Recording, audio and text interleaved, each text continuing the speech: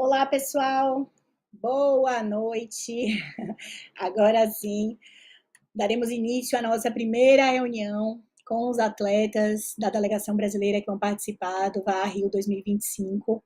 Né? A ideia é que a gente faça aí pelo menos 3 reuniões, sendo uma delas específica para tratar de questões relacionadas à parte técnica, como percurso, raio, algumas dúvidas sobre regra, dicas, enfim. Essa reunião sobre a parte técnica, então, será com o diretor técnico da CBVA, com o João e um diretor local de prova, alguém que conheça bem a raia, até para levar dicas aí para vocês e tudo mais. Hoje a gente vai tratar de questões gerais do evento, de programação, da parte administrativa também. Né? Eu percebo que os atletas têm ainda muitas dúvidas sobre como as coisas funcionam, então a gente vai tratar desses assuntos hoje, certo? E vamos abrir aí também para perguntas dos atletas. Eu queria convidar agora para participar dessa live o presidente da CBVA, o Jefferson Cabral, para entrar aqui para conversar com vocês também, que a gente vai fazer essa live junto. Oi, Jefferson, boa noite. Ei, Nick, boa noite a todos que estão nos assistindo. Eu tenho certeza que essas iniciativas são importantes para que a gente possa estar nivelado aí com as informações para todos que estão envolvidos aí com essa competição. Eu fiquei te aguardando pensando que tivesse um delay aí, viu, Nick? Um delay de fuso aí. O Jefferson está com 5 horas de fuso na frente da gente, para ele já é madrugada, mas ele fez questão de participar aí dessa reunião. Obrigada, Jeff. E não, eu estava ouvindo um eco, eu estava me ouvindo, eu terminava de falar e me ouvia umas 3, 4 vezes, estava muito complicado de administrar, por isso que a gente encerrou a reunião e aí começou de novo.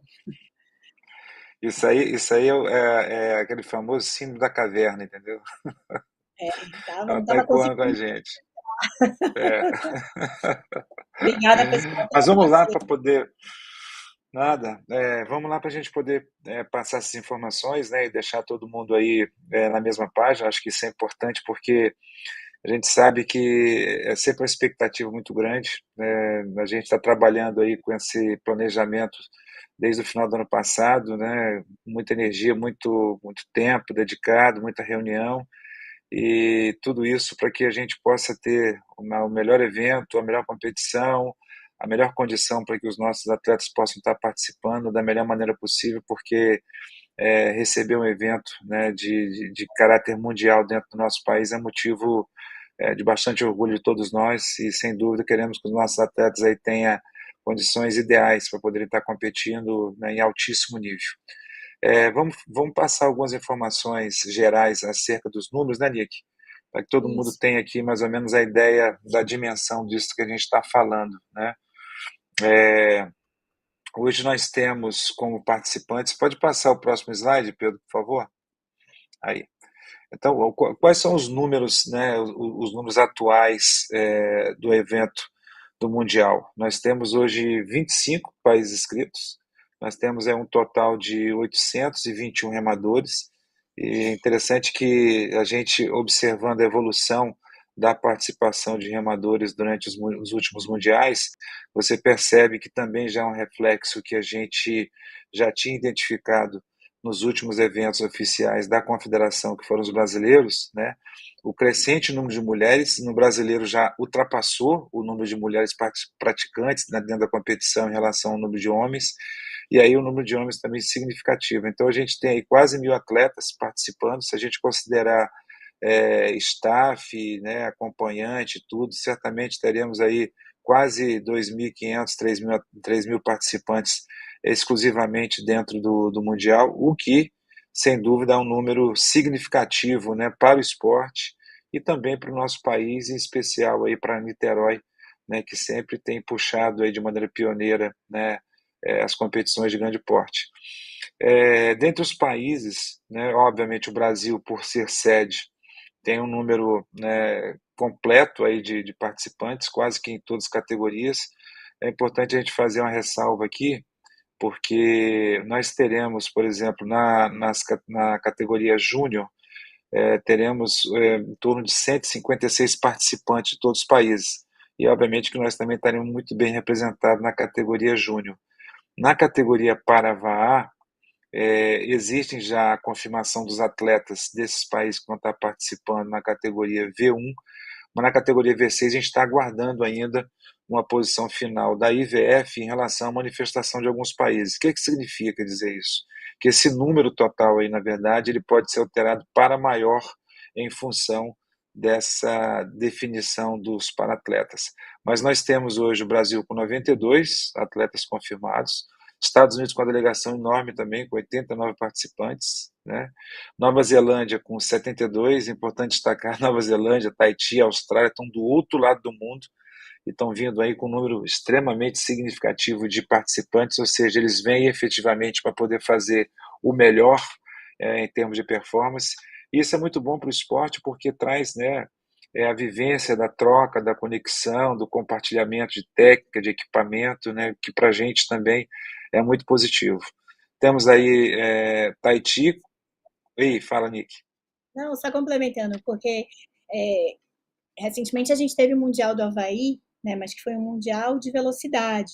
Então é natural que em eventos de velocidade a gente tenha uma quantidade bem maior de atletas. Então eu tô falando isso porque tem muita gente nova chegando no esporte também, tem muita gente que vai para o Mundial pela primeira vez ou pela segunda, participou no Havaí ano passado, vai esse ano, e é natural que exista uma comparação. Né, porque no Havaí a gente foi com uma delegação com mais de 300 atletas e lá a gente teve em torno de 3.000 participantes, e isso é normal.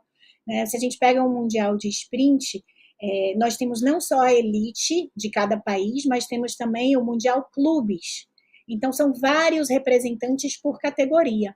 No VAR Rio 2025 é um mundial de distância. Então, só foram classificados os melhores de cada categoria. Naturalmente, é uma quantidade menor. Então, o número ele está totalmente dentro do esperado, né, para o evento. Foi um número que foi dimensionado realmente. E é muito interessante ver essa galera aí do outro lado do mundo vindo, né? Até porque o Brasil não está. Né, o pessoal do Tahiti está acostumado a ir para Nova Zelândia, para a Austrália para competir, mas o Brasil não está na rota deles. Na Né? rota, Então, sem dúvida. foram muitas reuniões mesmo, inclusive para falar de segurança, de como era o Brasil, e como eram as ruas, e como era a rede hoteleira. Dúvidas assim mais diversas. Então, realmente esse trabalho começou aí há meses, até para encorajar essas pessoas a participar. O Canadá não está aí na E lista, mas o nós Canadá temos aí. tem ações, né, que fez várias perguntas, É, várias para poder vir. isso que eu ia destacar agora. Isso que eu ia destacar agora, Nick. O Canadá está logo depois aí da Austrália, né, com a quantidade de participantes. E o Canadá, em especial, foi uma delegação que fez contato com a gente desde o início, com a série de questionamentos em relação à logística, em relação à hospedagem, em relação à segurança. A gente teve que fazer um trabalho muito grande em termos de municiar eles com informações para que pudesse dar a tranquilidade necessária para a confederação, né, para a associação deles, no sentido de que os atletas realmente poderiam vir para cá participar, que não, aqui não é um país do narcotráfico, aqui não é um país em que as pessoas andam com arma no meio da rua, que o macaco não está pulando. Então, assim, foi um trabalho árduo, né, para poder fazer esse convencimento da melhor maneira possível e com dados, né. Eu acho que a gente fez um trabalho de pesquisa muito apurado para poder levar e disponibilizar dados para eles, inclusive ativos daquilo daquilo que vive o Rio, daquilo que vive Niterói e daquilo que vive também o Canadá com alguma das suas principais cidades, né, como Vancouver, como Montreal, como Ottawa. Então, assim, a gente fez um trabalho para que eles pudessem entender que o nível de comprometimento, de organização que a gente tem é muito grande e, obviamente, não colocaríamos em risco, né, de maneira nenhuma, nenhum tipo de equipe. Com relação às categorias, né, a Nicole já destacou, diferentemente, né, do que ocorre nos mundiais de sprint, você tem as categorias onde você vai ter aí, sem dúvida, os melhores competidores de cada uma dessas categorias.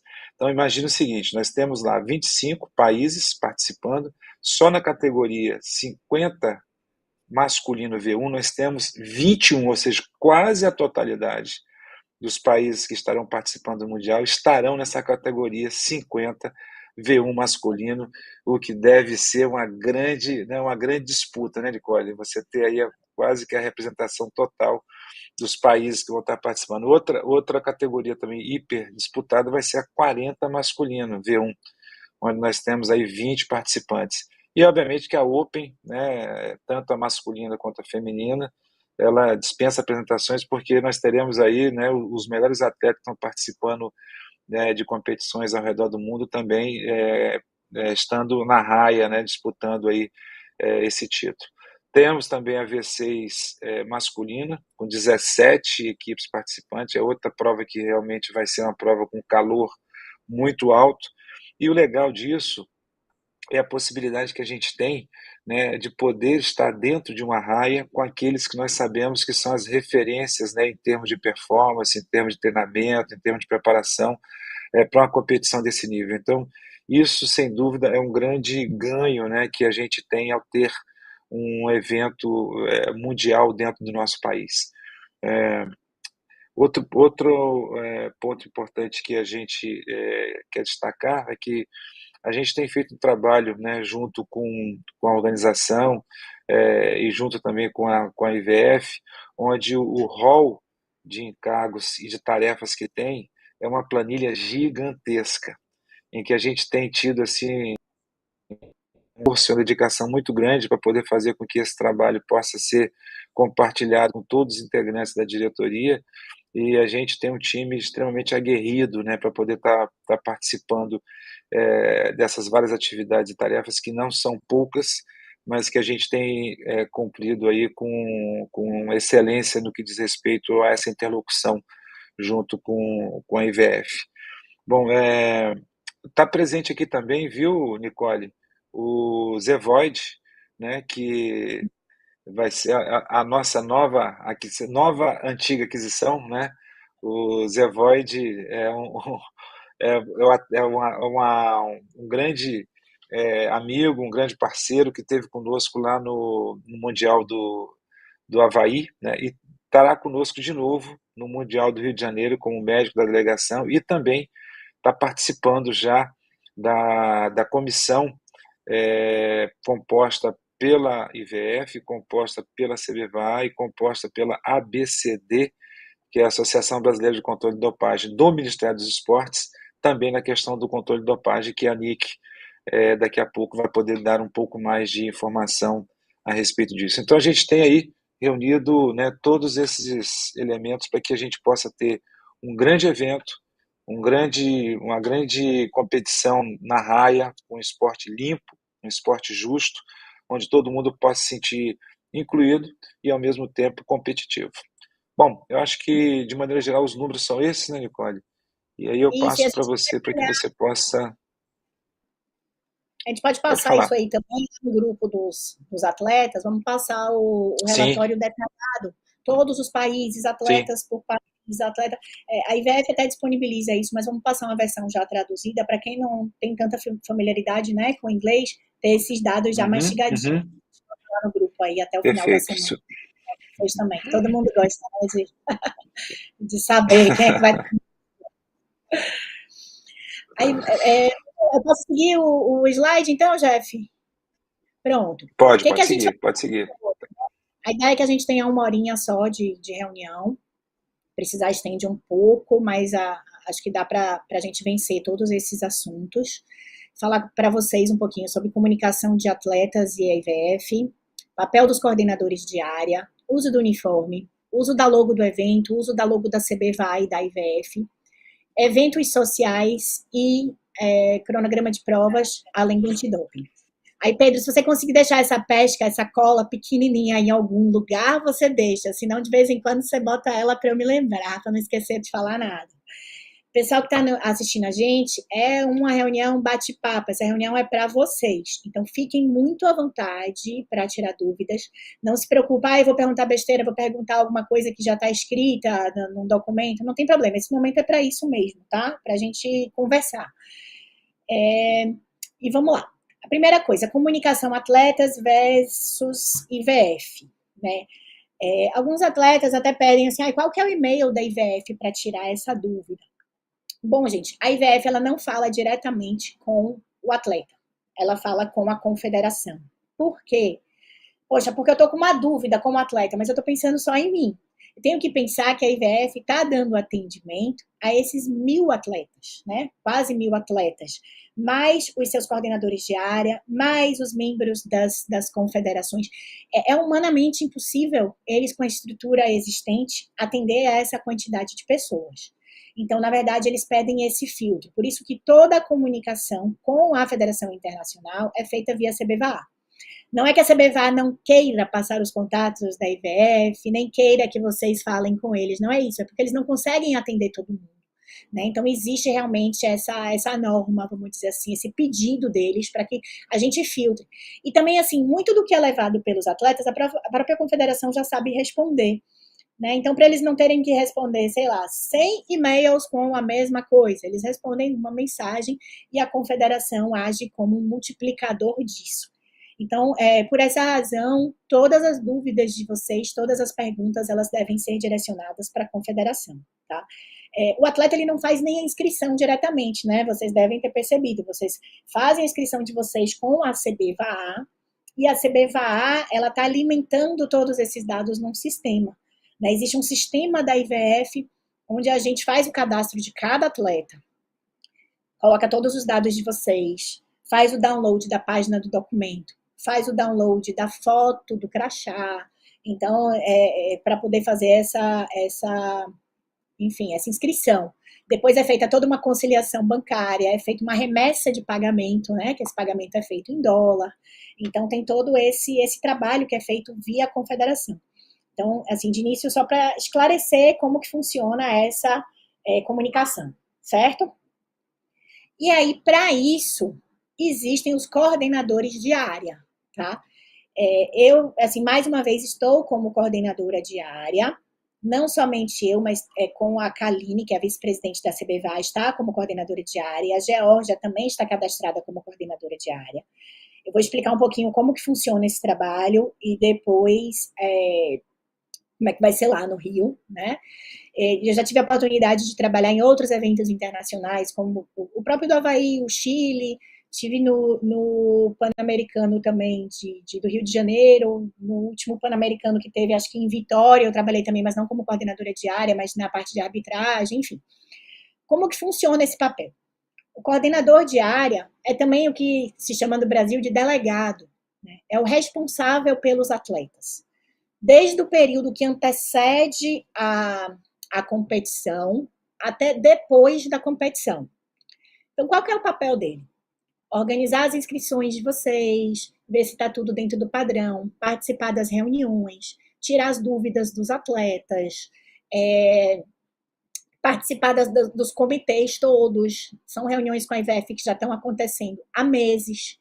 A gente participa também de reuniões com outros coordenadores de áreas de outros países para poder compartilhar boas práticas, né? Isso é o trabalho que antecede.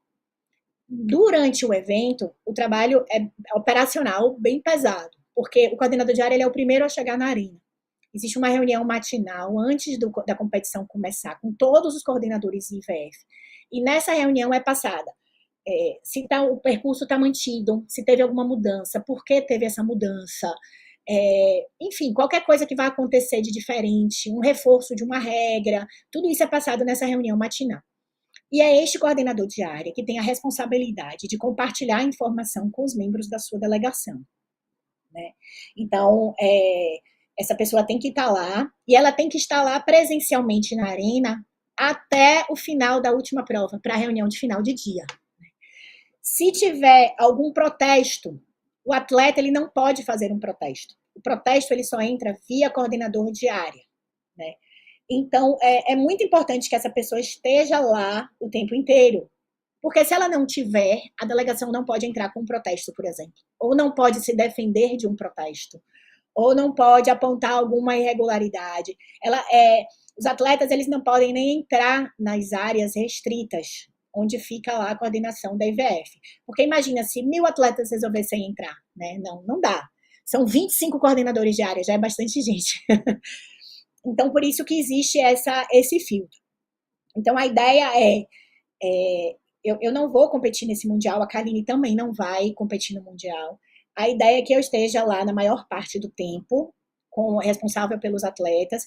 A Kaline, ela vai estar com algumas atribuições inerentes à Confederação Brasileira, mas a gente vai se revezar também. Eu preciso almoçar, preciso sair para resolver alguma coisa, enfim. Então, a gente tem que ter, no mínimo, sempre 2 pessoas, porque não pode ficar a área descoberta hora nenhuma, né? Se te chamarem no alto-falante e você não ouvir, pode ser um problema enorme para a delegação, né? Então, a ideia é que eu esteja junto com a Kaline desempenhando esse papel. E a Geórgia, ela está como coordenadora de área também. A Geórgia tem experiência nesta atividade, porém a Geórgia vai estar competindo, né? Então, como a Geórgia vai ter alguns momentos que ela vai estar como competidora, ela está cadastrada para uma eventual necessidade, né, durante as provas, mas a ideia é que ela fique concentrada realmente com a competição, mas havendo necessidade, a Geórgia ela conhece todos os processos e ela vai ter esse acesso também. Então, como podíamos cadastrar 3 coordenadores de área, são as 3 pessoas com quem vocês vão poder contar lá presencialmente. Né? Além, é claro, de toda a equipe da CBVA, mas é porque os coordenadores de área eles têm esse papel muito definido. Ah, perdi o meu crachá.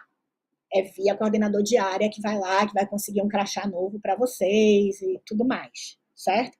Então, só para deixar claro, assim, os nossos papéis. Então, a ideia é que a gente chegue ao Rio, receba os uniformes de todos vocês, os crachás de todos vocês, a gente que vai fazer essa entrega, tá? E aí, partindo já, Nicole, assim... Tá, é uma coisa importante importante. também. Todas essas pessoas, elas estão trabalhando de forma voluntária, tá? Para os atletas, é importante dizer, assim como todo mundo da Confederação Brasileira. Não existe um coordenador de área contratado para desempenhar esse serviço. Todos nós estamos indo porque a gente quer fazer parte do Mundial e quer fazer parte desse momento, assim como vocês, né? Então, é bastante trabalho, bastante amor mesmo, viu? Para ficar lá na arena aí, às vezes, 10, 12 horas por dia. Mas para quem gosta do esporte, é um prazer, assim, assistir e acompanhar. Jefferson. É importante o atleta, né, ter essa referência do ponto focal dos coordenadores de área, porque durante a prova pode acontecer alguma situação que é uma situação que vai gerar um protesto, que vai gerar um recurso, e o coordenador de área é o ponto focal prioritário para o atleta. Prioritário no sentido de quê? De que ele reporte imediatamente, porque tem prazo para que isso seja feito, né? Então, nós passamos algumas situações lá no Havaí, né, Nicole? Foram situações extremamente estressantes em relação a essa questão do relacionamento, né, dentro das coordenações, né, com outros países, com a organização. Então, isso para a gente são lições aprendidas que a gente quer não só melhorar, né, dentro da nossa delegação, como também melhorar em termos de organização para o conjunto, né, dos países que vão estar participando. Então, isso é importante o atleta ter essa sagacidade, essa rapidez, né, para poder acionar e a gente não ter nenhum tipo de prejuízo em relação a alguma situação de prova. E é fácil localizar os coordenadores de área, porque dentro da área do atleta existem as tendas dos coordenadores. Então, no lugar onde vocês fazem o check-in e vão competir, os coordenadores estão lá dentro. E quando vocês retornam, o coordenador também está lá, né? Então, sempre vai ter um dos coordenadores disponível lá para poder atender vocês. Então, teve dúvida? Já tem que sair, já tem que perguntar, falar, se for o caso, já abrir o próprio protesto, né? Tentar, assim, não sair da arena também enquanto não der o prazo de uma outra equipe entrar com um protesto contra vocês, tentar ficar disponível, né? A comunicação da gente funcionou muito bem no Havaí com o grupo de WhatsApp da delegação, porque muitas vezes a gente chamava pelo alto-falante, naquela confusão de evento, as pessoas não ouviam. Então a gente colocava no grupo da delegação, olha, preciso de um representante da equipe tal aqui na tenda dos coordenadores agora, né? Então foi uma coisa que funcionou e que a gente pensa em repetir, né? Para fazer o protesto é necessário fazer um pagamento sempre em espécie, em dólares americanos. Então é interessante também aí que a equipe tenha pelo menos uma nota de $100 disponível, porque se precisar entrar com protesto, você paga. Se o seu protesto ele for acatado, esse dinheiro ele é devolvido para você no mesmo momento. Se o seu protesto não for acatado, você perde esse dinheiro. Então é uma coisa, é um detalhe também, mas que na hora da agonia faz uma diferença. É bom a gente já ter isso em mente. Né? O protesto normalmente ele é online. Então, se você quiser entrar com protesto, a gente entra com protesto online, o coordenador de área tem esse acesso, faz ali do celular mesmo, a gente entra com protesto online, e depois ele se dirige ali no responsável pela IVF para poder fazer a confirmação do recebimento e assinar. Né? Aí a pessoa já vai ter recebido, já vai estar com o registro do sistema do horário e tal. Eles são bem rigorosos em relação a isso. E você pode estar certo no que você está pedindo, né? Você pode ter ali a testemunha, você pode, enfim, mas se você perder o prazo em 1 minuto, em 2 minutos, você perde o seu direito. Então é muito bom todo mundo ficar muito esperto com isso. Né? Na live técnica que vai ter com o Jota e com o diretor técnico local, a gente vai falar muito de regra. Então é importante, vai ser importante a participação de todo mundo aí nessa live, até para as pessoas tirarem dúvidas mesmo, não só para saber o que fazer, como proceder, se você tiver alguma dúvida, mas também para você poder ficar de olho no que as outras equipes estão fazendo. Né? E se a arbitragem deixar passar alguma coisa, que você possa, então, sinalizar e fazer o registro. Deixa eu ver se tem alguma pergunta aqui de vocês. Acho que ainda não. Vamos lá. Posso passar para o próximo ponto, Jeff? Quer complementar alguma coisa? Não, tranquilo, pode passar. Pronto. Uso de uniforme, pessoal. O uso de uniforme da delegação brasileira, ele é obrigatório. Toda a delegação precisa estar com o mesmo uniforme. Então, esse uniforme é a CBVAR que vai providenciar, né? A gente, na verdade, já está nesse processo de criação do uniforme, e é um uniforme que ele não pode ter marcas de parceiros, marcas de patrocinadores. O máximo que pode ter é uma marquinha assim de aquelas marquinhas pequenininhas, Nike, Adidas, ou como tem esse aqui, ó, uma marquinha da Nabil, uma marquinha do fabricante, né? Como acontece nos times de futebol, que sempre tem aquela marquinha assim pequena, tal. Mas não tem como ter uma marca grande de um patrocinador, né? Algumas pessoas até perguntam, poxa, por que não busca um patrocinador para esse uniforme? Olha, a gente poderia até, seria maravilhoso ter esse patrocinador, mas a contrapartida não poderia ser uma exposição de marca no próprio uniforme, porque é proibido, né? Então, o uniforme, ele só pode trazer elementos gráficos, né? A marca da confederação é permitida, o nome do país, né?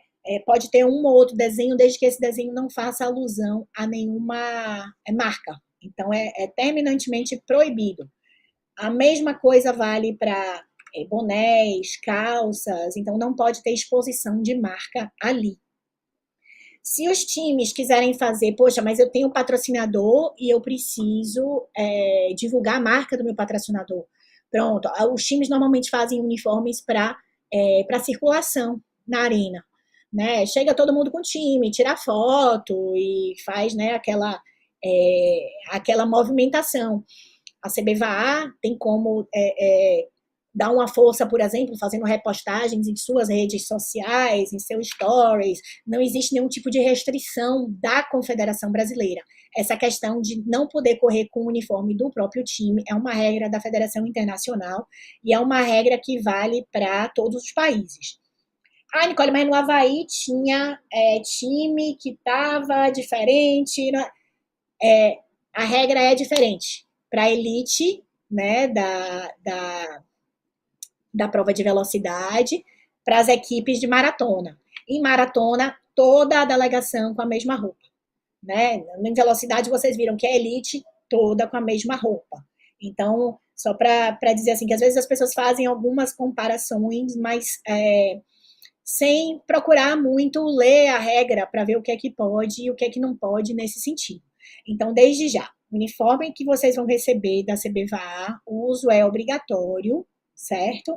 E não é permitido usar marcas de patrocinadores durante a prova, tá?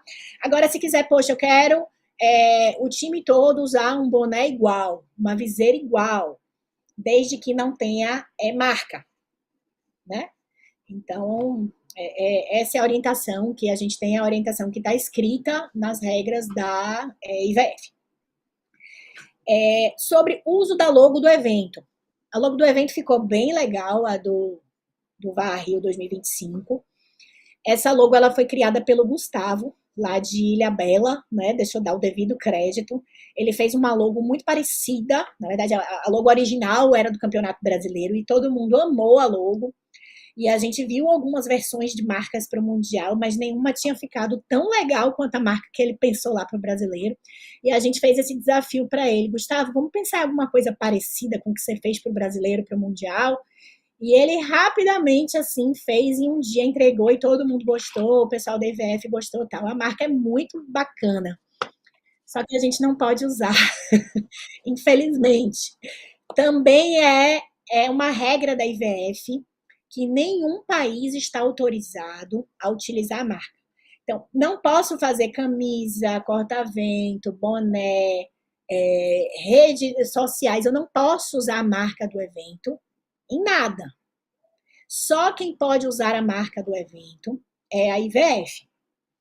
Por exemplo, se vocês repararem, o nosso slide aqui da reunião não tem a marca do evento, porque não pode, nem o próprio Brasil, como organizador, ele pode usar essa marca para si. A gente não pode fazer camisas com a marca do evento, por exemplo. Né? Essa marca do evento ela só vai poder ser usada na comunicação visual da própria arena, né? As postagens de Instagram que vocês estão vendo, que tem a marca do evento, são para divulgação do próprio evento, todas elas com a aprovação da IVF, né? E o próprio merchandising lá do evento, de produtos e tudo mais. Isso também é regra da IVF. Então, os nossos uniformes, eles virão com a marca da IVF, com a marca da CBVA, mas sem a marca do evento, para não descumprir o que está na regra. Aí vamos lá. O Gordinho de Brasília está perguntando aqui que dia a CBVA vai apresentar o uniforme. Esse uniforme, Gordinho, ele está em criação, né? A gente tem duas pessoas que estão fazendo, a gente passou o briefing bem detalhado e aí estamos esperando aí para ver o que é que vem, qual é o que vai vir mais bacana para apresentar a vocês, certo? Sobre marca da IVF. A marca da IVF, ao contrário da marca do evento, vocês podem usar. Se vocês quiserem fazer uma camisa do time de vocês com o nome do campeonato mundial, a marca da IVF, a marca da CBVA, pode. Eu vou passar até lá no grupo para vocês as formas com que vocês podem usar o nome do evento. Tem várias formas assim que eles dizem, tipo IVF World Championship 2025, IVF, tem várias formas que você pode escolher que eles sugerem. Agora, a marca da IVF, ela deve ter até 10 centímetros e você pode usar ela no peito, na manga ou aqui assim no pescoço, logo aqui nas costas, né, embaixo do pescoço. São os 3 lugares que eles recomendam. Atrás da nuca. Abaixo da nuca. Abaixo da nuca. E aí a gente seguiu o mesmo padrão para a marca da CBVA. Então, essas marcas vocês podem botar até 10 centímetros, pode botar na manga, pode botar aqui atrás, pode botar no peito. E quem precisar da marca da IVF ou da marca da CBVA, vetor, né, com a qualidade boa, pede para mim, que eu devolvo o e-mail ou o WhatsApp, já mando essas marcas para vocês, não tem problema nenhum.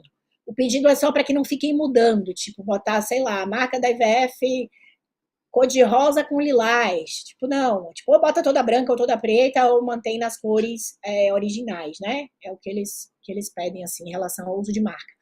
Mas aí fica liberado, tá? Essas 2 marcas aí para vocês usarem no material de vocês. O William tá dizendo aqui, triste que não vai ter a marca do uniforme. Verdade, né? Porque a gente gosta dessa lembrança. O que a gente fez no Havaí foi assim, não tinha marca, mas a gente escreveu, ó. Esse dá para ver, ó. Campeonato, né? Esse é do PAN, na verdade. Campeonato Pan-Americano de VAA, tal e tal e tal. Então a gente pode escrever também, porque fica a recordação, mesmo não tendo a marca, fica registrado ali qual foi o evento, o ano, onde foi e tal. Então a gente deve fazer isso também, certo? Vou passar aí para para o próximo ponto, gente, mas se vocês tiverem dúvidas, podem ir mandando aqui no chat que a gente vai respondendo, tá? Eventos sociais. São previstos 2 eventos aí nesse período do campeonato. Uma é a cerimônia de abertura, que vai ser no dia 15, né? E o outro evento vai ser a Noite Cultural dos Países, que vai ser no dia 18. Tá? A cerimônia de abertura é bem legal, é tipo um desfile. Né? As delegações vão com seus uniformes, com as bandeiras dos seus países e tal, e é feito um desfile de uma forma organizada. Normalmente toca o hino do país que está recebendo tal, e existe essa formalidade, mas é bacana, assim, fazer parte. Todos participam, tá? A gente vai passar maiores informações sobre horário e tudo mais. E a noite cultural, que vai acontecer no dia 18, também lá na arena, na praia, é uma apresentação. Tradicionalmente, os seus países apresentam uma música ou uma dança, né? Já participei de eventos internacionais que o Brasil apresentou uma quadrilha junina, uma dança de capoeira, um samba, né? Então, esse ano, quem vai estar capitaneando isso, mais uma vez, vai ser a Geórgia. A gente vai ter um grupo de WhatsApp com as pessoas que tiverem interesse em participar dessa apresentação da Noite Cultural. Né? O Tiago, que é o organizador, o Tiago Martins, ele gosta muito também dessa parte de apresentação de eventos. Quem teve no Pan-Americano viu o espetáculo que foi aquilo. Né? Teve escola de samba, fogos, chegada de canoa à vela. Tipo, os gringos piraram, porque tudo que tiveram direito, o Thiago botou lá. Né? Então, no Mundial, a gente tem a expectativa que seja alguma coisa muito especial também, mas com essa participação, com essa construção dos atletas também. Então, depois eu vou lá no grupo da delegação para a gente já ver quem quer participar realmente, as pessoas começarem a discutir sobre isso. Sendo um mundial em nossa casa, dá para fazer muita coisa legal, né? Porque não tem a limitação de bagagem, de viagem para levar trajes típicos, e enfim, aqui a gente consegue fazer muito mais coisa. Então, quem gosta dessa parte pode se juntar aí ao grupo e participar, certo? Vamos lá. O Rogério Mendes pediu para a gente voltar aqui na parte das viseiras e bonés. Se não pode nenhuma marca ou empresa em destaque. Para as provas, Rogério, não. Para as provas não é permitido nenhum tipo de marca, de exposição de marca. A única marca que pode é como essa marquinha aqui, ó, da Nabil. Essa marquinha de Adidas, de Puma, na camisa. Né? Os atletas eles não podem correr com nenhuma marca exposta. Né? Nem nome de clube, nem nome de time, nem patrocinador, nem nada disso. Isso não é uma regra CBVA, isso é uma regra IVF. Depois eu posso botar até para vocês, eu vou anotar aqui o recorte disso no regulamento, certo? Agora, não impede de vocês terem o uniforme de vocês com os patrocinadores, que a gente sabe que todo mundo precisa, né, de correr atrás disso, dos apoios, dos patrocínios e tudo mais, para usar na arena. Para usar na arena, para usar em outros momentos do evento. É o que eu falei, para a CBVA, a confederação não tem uma restrição disso, né? E o que a gente puder fazer para ajudar nessa divulgação, fazendo essas repostagens, utilizando o próprio feed da instituição para fazer postagens das equipes com os seus parceiros e tudo mais, eu acho que é uma forma que a gente tem de incentivar, porque a gente tem que dar visibilidade, né? Até se a gente pudesse estampar a marca de patrocinadores nas camisas, por exemplo, para um campeonato mundial, seria muito mais fácil a gente conseguir uma marca parceira, uma marca que topasse entrar junto aí com a delegação nisso. Né? Mas hoje a gente não consegue. Hoje, se a gente conseguisse um patrocinador, as contrapartidas teriam que ser outras, né? Em ambientes digitais e em outros momentos que não aquele momento da raia, vamos dizer assim, certo? Aí vamos lá. Falei aqui um pouquinho da logo, eventos sociais, cronograma de provas, gente. No site da IVF já existe um cronograma de prova.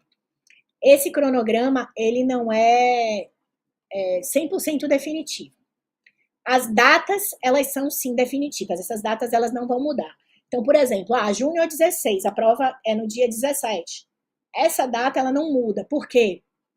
Porque muitas delegações já compraram as passagens aéreas e alguns atletas eles não vão ficar o período todo. Algumas pessoas não podem ficar o período todo, então a pessoa compra para o período da sua prova, fica ali mais 2, 3 dias tal e volta.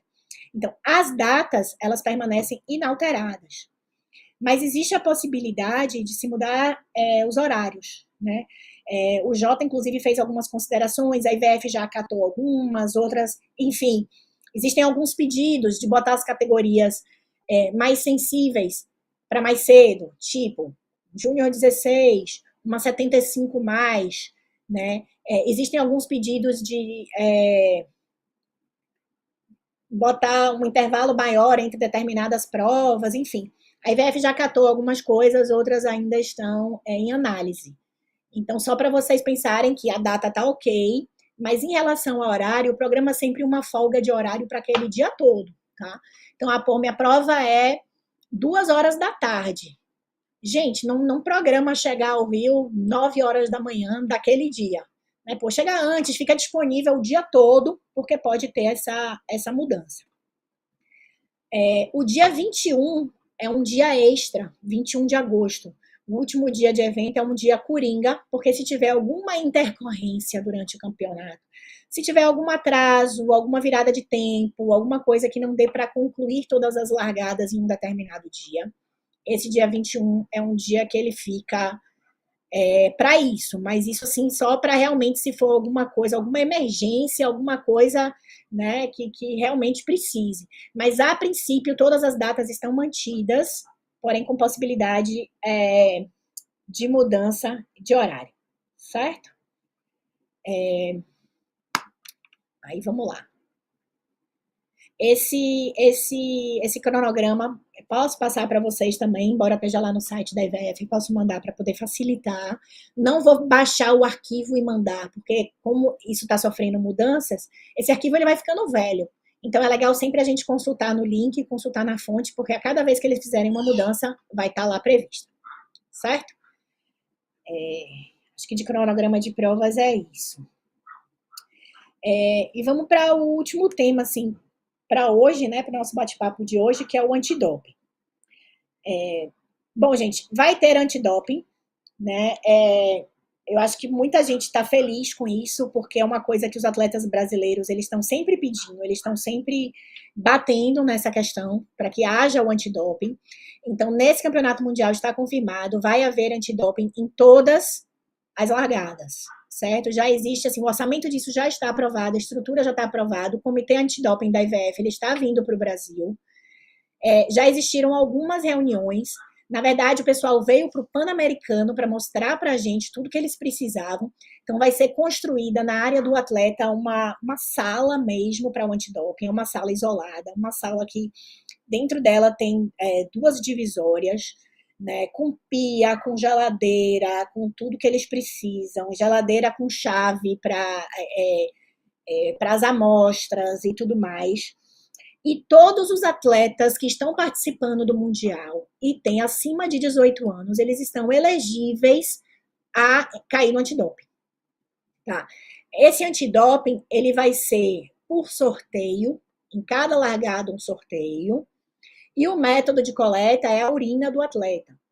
Então, como que funciona? Teve a largada, saiu para a largada, eles vão fazer o sorteio naquela largada, qual vai ser o país a ser testado e qual vai ser o banco, no caso do coletivo, né? Qual vai ser o banco que vai ser testado. Então, por exemplo, eu vou sortear aqui, a canoa do Brasil vai ser testada e quem vai ser testado vai ser o banco 3, por exemplo. Nisso, a equipe lá do comitê médico, do comitê antidoping, já fica esperando a canoa chegar. Quando a prova termina, já existe uma abordagem para aquele atleta. A partir daquele momento, ele não consome mais alimentos, ele não consome mais remédios, nem nada disso. E ele é acompanhado para a área médica para poder realizar o seu exame. Faz ali suas 2 amostras, né? Sempre é acompanhado pela equipe, por um dos coordenadores de área, né? E pode ter uma acompanhante também de gênero compatível. Então, assim, uma mulher acompanhada por uma mulher, um homem acompanhado por... Enfim, e mais a equipe médica presente, certo? Essa dinâmica, ela pode ser alterada lá pela IVF. A princípio é um teste por largada, mas se eles quiserem fazer 2 testes numa determinada largada, eles vão fazer, mas sempre por sorteio, certo? Vamos lá. Penalidade. O atleta que se recusar a fazer o teste, ele pode se recusar, ele pode, mas ele assume a penalidade de um resultado positivo, com suspensão de 2 anos de qualquer competição oficial. Então, assim, não é um bom negócio se recusar a fazer o teste, né? O atleta, ele precisa conhecer a lista de substâncias proibidas. Isso é muito, muito importante, gente, porque às vezes a pessoa pensa, poxa, eu não preciso me preocupar porque eu não estou tomando nenhum anabolizante, eu não estou tomando nenhum hormônio, eu não preciso. Não, tem substâncias que parecem aparentemente inofensivas, que o antidoping ele pega, né? Vamos dizer assim, não são substâncias permitidas. Nada que te dê uma vantagem em relação aos demais competidores é permitido. Então, não é só aquilo que aumenta o seu ganho de força, a sua performance e a sua resistência. Aquilo que, por exemplo, tira a sua dor, tira a sua inflamação, também não é permitido, né? E ali entram substâncias anti-inflamatórias, substâncias. Teve uma pessoa que disse, nem a bombinha de asma eu posso tomar, né? Então, assim, leiam a lista com atenção. Vocês que fazem medicamento, uso de medicamento de uso contínuo, vocês precisam reportar o comitê médico sobre isso. Então, como que funciona? Eu olho lá na lista, eu já até mandei essa lista, mas se quiserem me avisem, eu mando de novo. Eu vou olhar na lista de substâncias, se o remédio, se o medicamento que eu uso, ele tá ali, se a substância tá ali. Poxa, encontrei, aí eu preciso discutir com o meu médico. É uma substância que eu não posso deixar de tomar? Então eu preciso reportar isso para a IVF. Existe um formulário específico para isso a ser preenchido, é um formulário enorme. O médico de vocês precisa assinar e ele precisa anexar os exames que comprovem a sua necessidade de usar aquela substância, né? E aí, quando isso chega no comitê médico da IVF, o que eles vão analisar? O paciente, ele está tendo algum ganho, algum benefício por usar esse remédio, né? Ele tem algum outro tipo de tratamento que ele possa fazer que não seja com esse remédio e seja um tratamento acessível, né? Qual é o impacto dele não usar essa substância? Então, existe um comitê com vários médicos, realmente, pessoas experientes nisso, que vai avaliar e vai dar retorno ao atleta se ele pode consumir aquela substância e competir ou não. E a lista é, assim, enorme, né? Então, a IVF, ela retorna por escrito se você tem autorização para continuar usando essa substância e competir ou não, tá? Prazos para isso. Eles pedem que esses formulários que indiquem a substância, o uso da substância, o formulário chama TUE, até o dia 24 de maio. Normalmente eles sempre prorrogam um pouquinho, havendo necessidade. Se faltar uma assinatura de um médico, alguma coisa assim, vocês avisam para a gente negocia aí até o final desse mês de maio, né? E tem que reportar. Caso o atleta comece a usar algum tipo de substância após esse prazo, depois de maio, poxa, ele tinha uma doença, mas não sabia, ou começou um tratamento diferente a partir de junho. Mesmo assim, reporta para a gente a qualquer momento e a gente pede que o comitê médico avalie em caráter de exceção. Isso já aconteceu no passado e o comitê médico não se negou a fazer a avaliação. O que não pode é a pessoa estar usando alguma dessas substâncias, não reportar o uso, cair no antidoping e depois apresentar. Aí o documento ele não tem validade, né? Para ele ter validade, ele precisa ser apresentado previamente e esse comitê médico dá o ok, dizer que a substância ela é permitida. Basicamente é isso. Penalidade. A depender do tipo da substância. Se for uma substância proibido o uso em competição, é suspensão de 1 ano. Se for uma substância que ela tem o uso proibido sempre, independente de competição, 2 anos. E se isso for recorrente, essa suspensão ela pode ser até de 6 anos, tá? A equipe ela é desclassificada, né? Então, além do atleta ser punido, o atleta ser suspenso, né? Acaba tendo uma certa exposição, por mais que exista um sigilo médico e ninguém vai ficar divulgando ali, falando, né, a própria confederação e tudo mais, mas é complicado porque as pessoas acabam sabendo ali por que a equipe foi desclassificada, e isso é muito ruim para o país.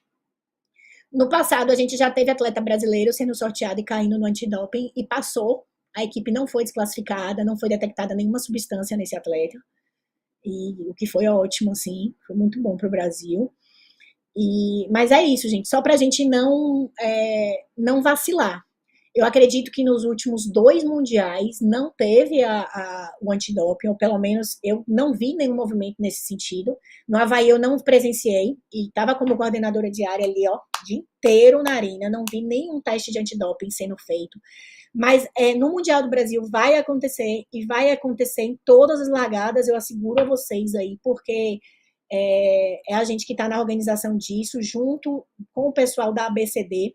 Já existe laboratório no Rio de Janeiro, então antigamente essas amostras elas precisavam ser encaminhadas para outro país para ter análise, era uma coisa que demorava, que era ainda mais custosa, ainda é muito caro, mas agora é mais acessível porque a América Latina já tem o seu laboratório, que no Rio de Janeiro, certo? Mauro está perguntando aqui, voltando à coisa da logo, vou voltar. Você pode colocar adesivo de alguma marca na pá do remo. Mauro, eu não sei te responder essa pergunta, eu vou anotar aqui. Amanhã a gente tem reunião com a IVF, a CBVA, IVF e o organizador também, e aí eu já vou perguntar amanhã à noite a reunião, e aí até sexta-feira eu já te respondo isso.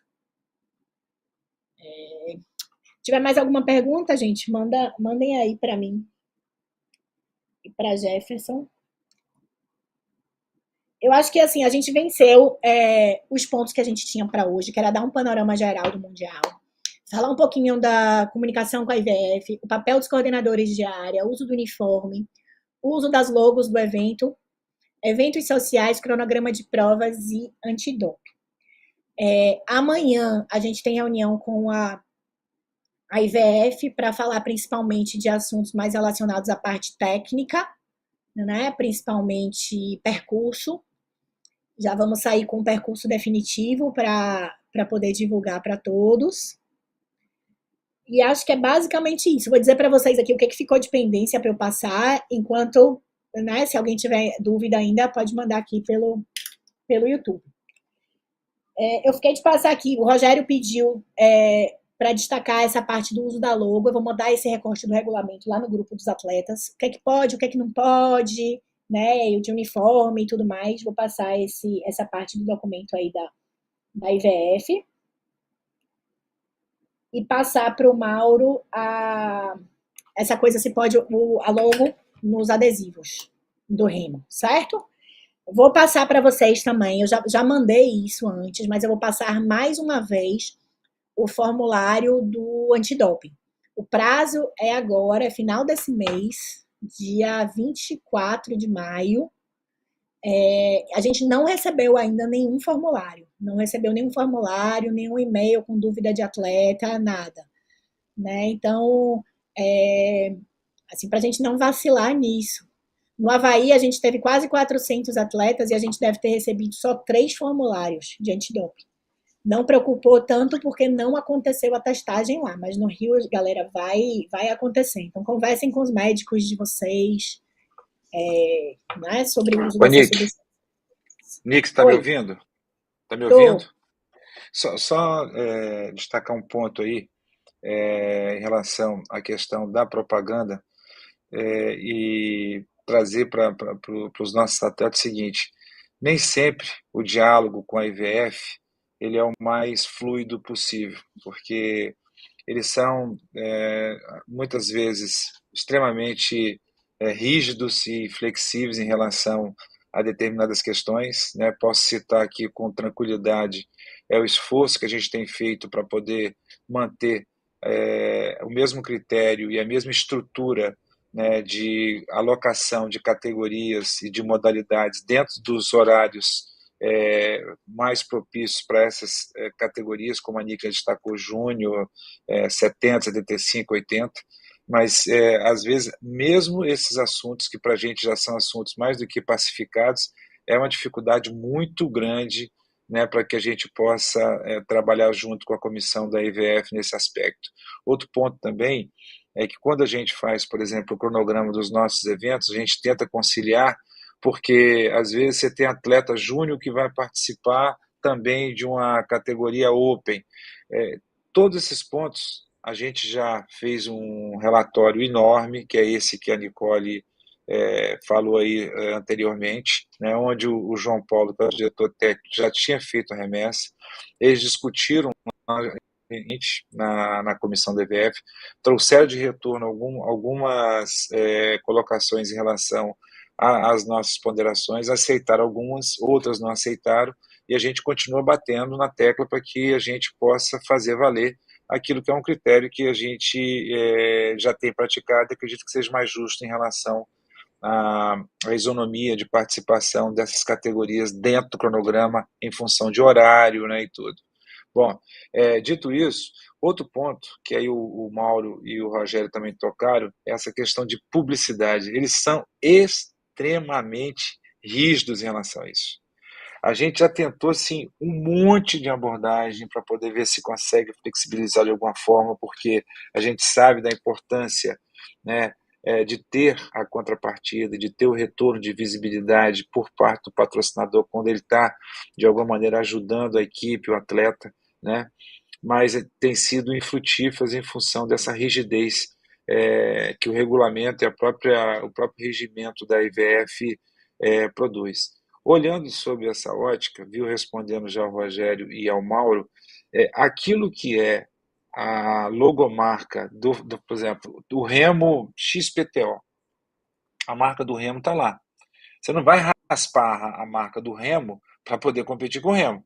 Agora, você não vai colocar na pá do Remo a marca da empresa X de, sei lá, de nutricional, ou da empresa Y de venda de carro, ou da empresa X de viagens. Não tem como fazer isso. Seja na pá do Remo, seja no boné, seja no colete, não tem como fazer isso. Infelizmente, essa regra ela é uma regra que eles não abrem nenhum tipo de precedente e a gente, só, infelizmente, depois dessas discussões todas, só tem que acatar e cumprir, né? Outro ponto relevante é que também fomos, não pego de surpresas, né? Mas a gente não imaginava que eles fossem ser tão duros em relação a isso, porque tudo isso é um esforço de tempo, é um esforço de investimento financeiro e tudo. Todas as canoas V6, obrigatoriamente, elas vão competir com saia, todas, né?